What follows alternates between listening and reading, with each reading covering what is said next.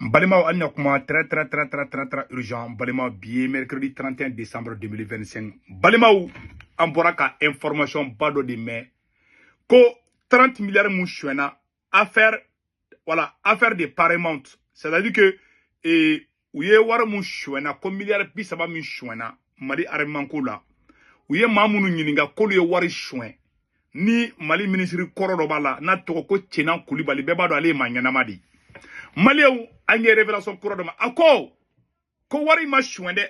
ko contrat mun signé ko kana ni maramafɛnw ye ka di Mali ma ko contrat bɛ sen na hali bi ko wari min donna minɛnw na k'a wari ma suɛn dɛ k'a minɛn kelenw bɛ ka di Mali ma bi a y'a fɔ a bɛ Bamakɔ dɛ l'ancien ministre Cɛna Kulibali Malien a bɔra a kumana dɛ a ye ni kuma in de fɔ filɛ nin Cɛna Kulibali bɛɛ b'a dɔn c'est un homme intègre. An bɛna tila ka da don o yɔrɔ la. An ye information filanan min sɔrɔ o ye Biton Kulibali ani Moulaye Keita olu ka affaire la ko justice y'u ka procédure ko y'a bɛɛ bɔ yen ko wuli tɛ k'u nɔfɛ bilen ko parce que ko politicien kun kan ka minnu ye plainte don k'u kan ka $5 sara k'u mɛnna o m'o sara bon an bɛ tila ka da don o fɛn fila la sisan maliyɛnw an ye information min sɔrɔ a sɛbɛnni fila yɔrɔ la dɛ. Révélation des ministres Cɛna Kulibali lors du procès de l'affaire dite Paramount. Le contrat est en cours, le contrat est encore aujourd'hui en vigueur parce qu'il n'a pas été interrompu, parce qu'il n'a pas été rompu. Le contrat est en cours, est encore aujourd'hui en vigueur parce qu'il n'a pas été rompu.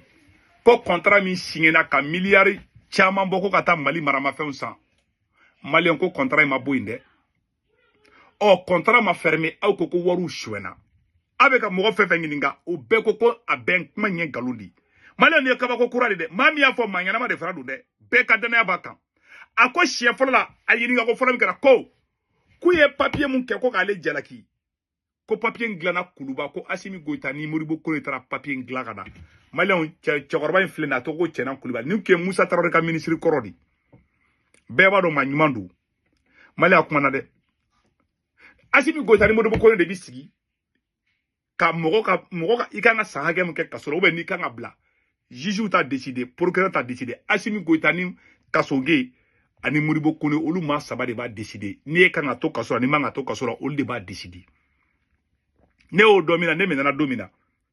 u ko ka Asimi ko ka fɛnkɛ ninnu ko ka Modibo Kone wele ko Asimi sɔnna dɛ ko Modibo Kone de bannen don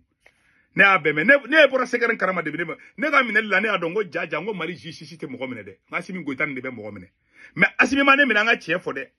n bɛ sigi kuba hɔrɔnya ye kelen de Asimi ma ne minɛ dɛ Asimi ye ne defa o tiɲɛ di a mɔgɔ ko ka go ne cogo ne tɛ nkalon dɔrɔn la n bɛ se ka fili ne minɛli min kɛra Asimi Goïta ma ne minɛ dɛ o ye tiɲɛ de Modibo Kone de ne minɛ Asimi ko k'a ka ne bila a y'i ban u yɛrɛ kumana kɛlɛ nɔfɛ o kɛra ça c'est une vérité voilà o ye tiɲɛ de voilà hɔrɔnya yɔrɔ ye quoi hɔrɔnkolon tɛ se k'o dɔn ni hɔrɔnkolon t'i fɛ a t'a yɔrɔ fɔ a b'i pan o kunna mais ne b'o fɔ ça c'est une vérité donc ni cɛkɔrɔba bɔra a kumana a ko ko Mali justice ko fɛn mun kɛra ale contre la k'a bɛ dilanna Kuluba de a ko tuguni ko contrat bɛ sen na dɛ u bɛ ka arrêtement caman sɔrɔ bi u bɛ ka mɔgɔ minnu jalaki ko le Mali wari suɛn ko Mali arrêtement wari suɛnna a caman contrat kɔrɔw u bɛ ka na n'u minɛn kɔrɔ caman de bi Malien ko bɛ dugu kɔnɔ dɛ c'est-à-dire ne m'a fini ko Mali justice nga bafouira de Mali justice bafouira et puis moi yɛrɛ développement fara kɛra Dapitao colonel major Dapitao Malien na photo filɛ nin ko le commissaire colonel major Nuhun Dapitao à la barre a photo filɛ nin Malien ni ne colonel Dapitao ye u ye ni fara min a bɛ kaso la ni ko dɔrɔmɛ kelen k'ale ma dun k'ale hakili sigilen ni ne ko k'ale hakili sigilen ko ŋɔmirala mɔden parce que k'ale ma dɔrɔmɛ kelen dun a filɛ nin a bɛ ɲaba la Dapitao ni ye Maliki Jaw ka baara droit di ni kun bɛ CNT la awa minɛli bɛ kɛ Asimi Goïta kɛrɛfɛ mɔgɔ si tɛ minɛ fo ni min kunkolo man d'a ye Sadio kɛrɛfɛ mɔgɔ bɛ minɛ ka don kaso la Maliki Jaw kɛrɛfɛ mɔgɔ bɛ minɛ ka don kaso la mais ni turu sera Asimi ta ma Asimi b'i pan k'i jɔ ko tɛ kɛ ni ye Maliki Jaw ni ne kun bɛ Mali CNT wari bon kunna dɛ o de tɔgɔ a filɛ nin ko ne yɛrɛ ye vidéo k'a contre la wagati la ne ye vidéo kɛ ka ni cɛ frapper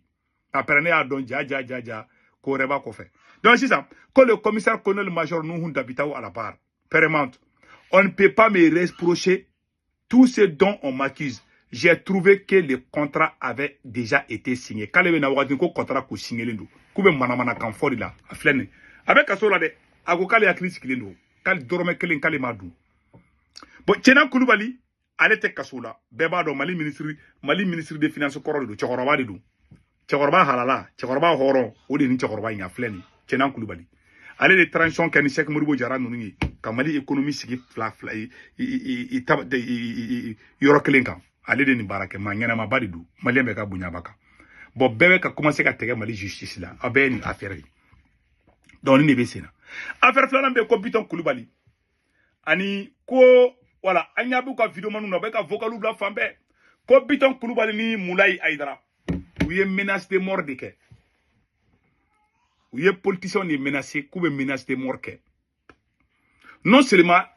cybercriminalité ma mine ka don kaso la Mali justice ma bo ku ou mine politicien munu dogoyara ku menace de mort kula ou yere de wulu yere ma kata plainte do o plainte fana donné ou sama ka taka pour que ka ko tien ou sama ka tu bla wodo kono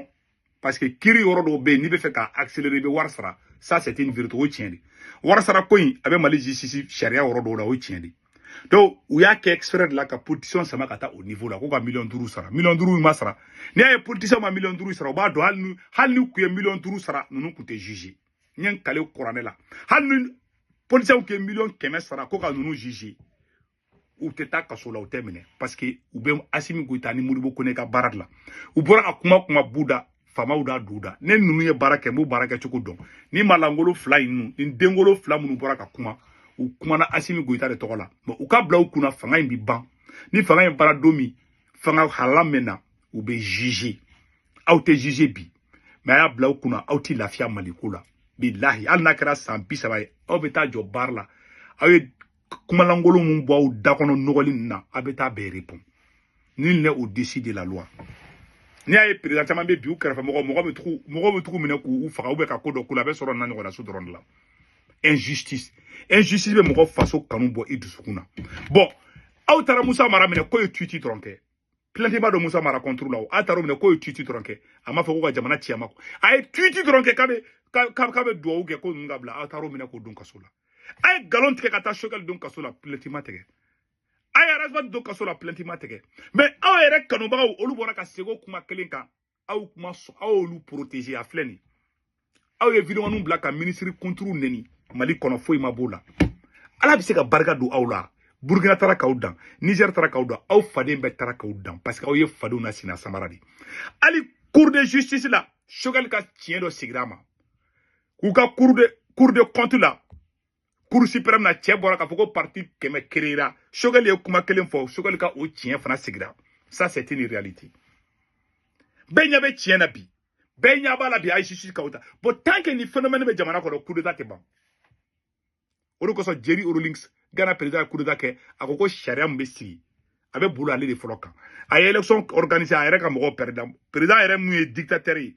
sa chama le dictateur la ay élection organisée ka mo perdre ay fangabla mo ya inga kaka coup d'état were ka tukun ka to ya ko yi kona le yake ko mo reba ke ay Ghana démocratie la jebi Ghana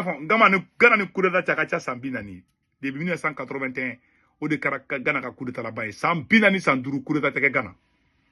Jerry Rawlings kele coup d'état fla de ke coup d'état flo ke zone na kala jamana nyami dora tala ka coup d'état fla da ka befaka ka jamana bla arayi ka sharia usigi bebe sharia ko Ghana bi